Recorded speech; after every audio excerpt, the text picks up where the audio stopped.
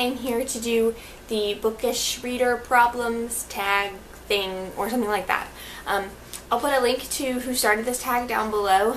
I'm actually doing this because I just watched the Bookables do it, and I thought it'd be a fun tag to do. So I decided to just go ahead and do it because today is the only day that I have to film things while I'm at home and while Emma is sleeping or not here. Today she's sleeping, and this is the only day that I have to do that. This week is Thanksgiving stuff that's taking place over the weekend. So excuse the mess behind me. It's cleaning day. Excuse the way I look. It's laundry day. So, and plus it's winter, and I'm just gonna honestly say that I usually spend winter lounging around the house in men's clothing. So here it is. So these questions are not verbatim to the real questions because I am a loser and didn't feel like getting my iPad to do it, so I just wrote it down. The iPad's actually in Emma's room because she has a sound app on there that sounds like a fan. So there's that. You have 20,000 books on your TBR. How do you decide what to read next? This is one where me and Stacy differ a lot. Stacy has like this big long list of like books. And, like, she has to read one from each like category of her things, and I'm like, you crazy girl. I get a TBR, and in my TBR I get things that have kind of been catching my eye on my bookshelf. Just stuff that I know I'm going to be in the mood for. Like if I've been reading a lot of paranormal romance, I'll try to get some other kind of genres.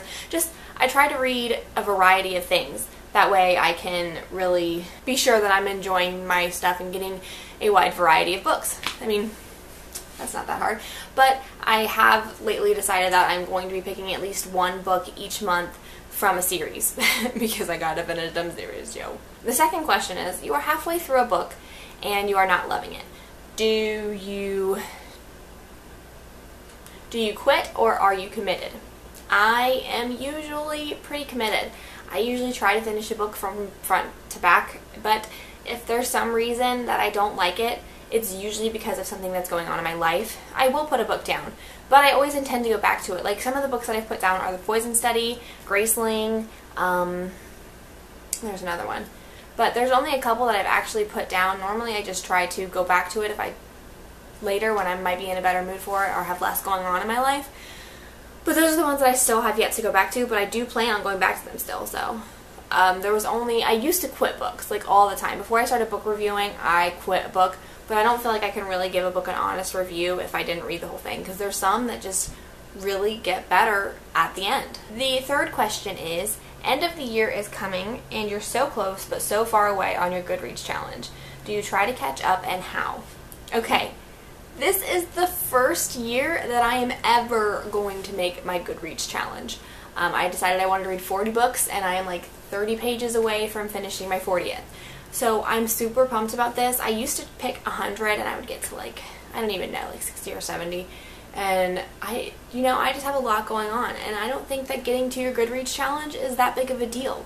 I feel like if it's a challenge, it's fun to do, yeah, and it does kind of push you to read more books, but if you're not going to finish it, you shouldn't stress yourself out about it and try to push yourself to read books that you don't want to read, because you're not going to enjoy them as much as you would if you just took a month or two off. I actually did. I took 3 months off. I don't think I read a single book over my entire summer break because I wasn't in the mood to read, and I wasn't going to let something like that push me. And then when I finally did get back into reading, I read like 11 or 12 books the next month. So it's just like, you have to just gauge your own reactions and gauge how you feel. And if it doesn't meet your challenge, then oh well, you'll try again next year. But that being said, if you are not that far away and you want to catch up, I would recommend reading short books. There's the Pretty Little Liars series that has a bunch in it that you could just power through the sweeps really quick. You could just find a short series that interests you and read the entire series, and then you're probably going to be semi-caught up. Also, bind-ups are great. If you wanted a good vampire book, you read Morganville Vampires. They're bind-up, and you only have to pay 1 for the price of 2 books. So, I mean, that's a pretty good way to figure that out. The fourth question is that the covers of a series that you love do not match. How do you cope? I don't think that there's a way to cope with this. I hate when covers don't match, and what drives me crazy, what I just don't get, publishers.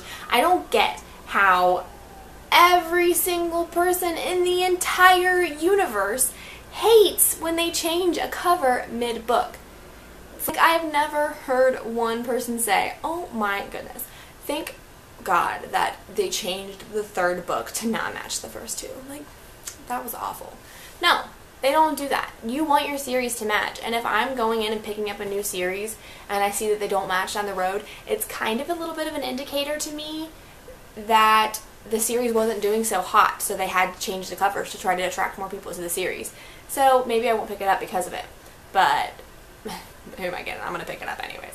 But it does make me think that, because I know that that's why they do it, and it's stupid. Don't do it anymore, publishers. If you're gonna change the covers of the books, go back and change all the other of them. Just print off one that matches.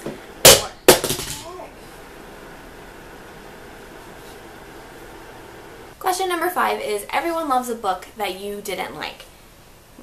Everyone and their mother loves a book that you don't like. Who do you bond with over shared feelings?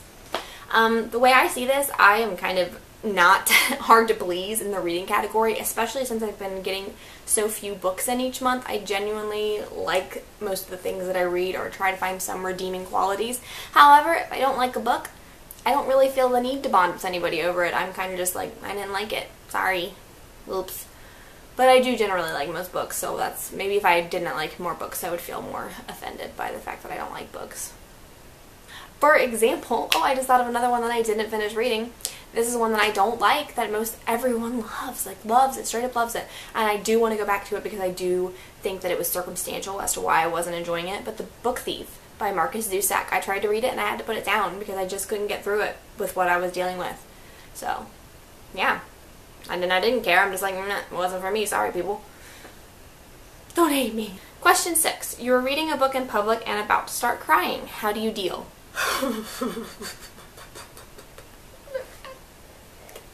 It's just the book.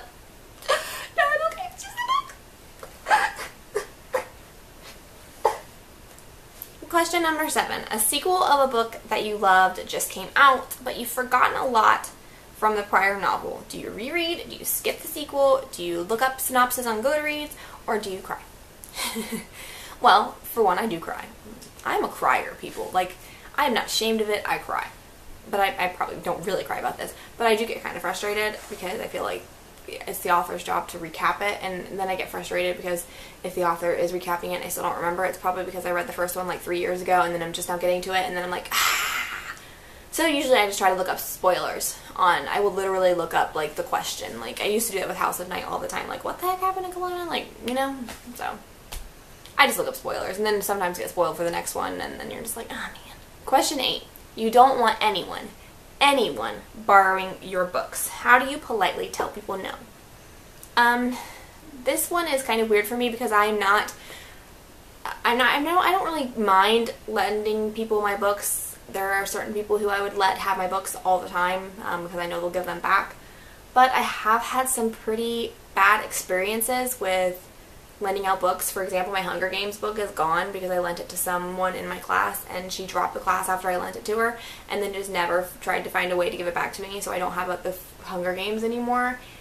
And yeah, so I'm very wary about who I will lend out books to, but if it's something that's not one of my favorite, like I would never lend any of my favorite book series out anymore, unless it was like 1 or 2 people that I trust and know will return my books. And if they turn it back damaged, I would just be like, you know what, that's okay. Just as long as I have the book back, I don't really care what condition it comes back in. My Twilight book, for example, I let so many people borrow it, and the front cover is duct tape on. There's people who like wrote in it, and I love it. It's loved on and not just by me. So you have reading ADD. This is one of the questions that I shortened. It's something like you've picked up and put down like 5 different books this month is how, but I didn't put that in there. And how do you get over a reading slump? I have a bunch of tips on how I would probably try to get over a reading slump, but the way that I try to get over a reading slump is I will just wait until I feel like reading again, because like I said before, reading is supposed to be fun, it's supposed to be an escape, and if I want to binge Netflix shows, then I'm going to binge Netflix shows. I'm not going to read and force myself to read, because then I go on a power kick afterwards and read a bunch, so it kind of evens out. Some other tips would be reading a favorite book, rereading something that you loved, getting a new book for yourself just going and picking out a new book that you haven't heard anything about, no hype or anything, and reading that could help get you back into it, but then it could also just drive you even further into it. So really, I just don't try to get over reading slumps. I just wait until I am over it. Now, if you're in like a year reading slump, then you just don't like reading, face it. Move on. There are many new books coming out that you are dying to read. How many do you buy? The answer is all of them. I buy all of the books. I try to buy as many books as I possibly can, and I don't care what price they come at. I will rebuy books in a whole series. I will buy all the books. My goal is to have all of the books. Be intimidated. I don't care. I'm gonna have them all. Question 11. How long do books sit on your shelf before you get to them? The answer is forever. I have so many books sitting on my shelf that I bought 5 years ago, but then I will also buy new books and just read those first. So I don't have really an order. I plan on reading all of my books one day. One time in my life, I'm going to go on a serious book buying ban where not for like a forced book buying ban where I just don't have the money or have more important things to buy, like, you know, like diapers and stuff. And I'm gonna have several years supplies worth of books to read. This is something that me and Josh get into a lot because he's like, why do you need more books? Like, they're already taking over our entire house. And I'm like, well, sorry, I need all of them. Okay, so that is the book reader problem tag thing. I hope you guys enjoyed it, and it was a lot of fun to do. And sorry Stacy's not here, but I was too lazy to try to go over to her house and film with her. And this is the only time I can film is on Fridays during Emma's nap time, and I wanted to film something. So I will see you guys later. Bye.